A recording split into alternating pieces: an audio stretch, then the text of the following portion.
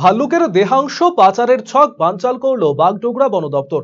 বাগডোগরার বিহার মোড়ে দুই পাচারকারীকে আটক করে উদ্ধার তিনটি ভাল্লুকের পিত্ত ও চামড়া।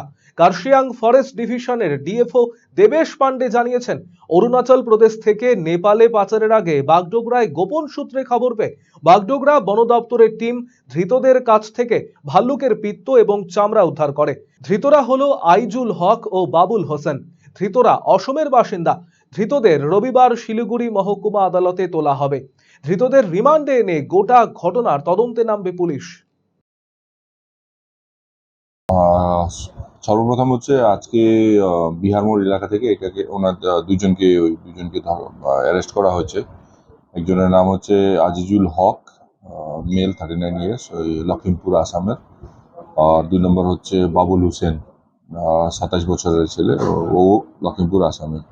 ওদের কাছ থেকে বিয়ার বাইল মানে ভালুর পিত যেটা বলা হয় সেটা 3টা পাওয়া গেছে, আর ভালুর ছাড়ের টুকরো 3টা পাওয়া গেছে।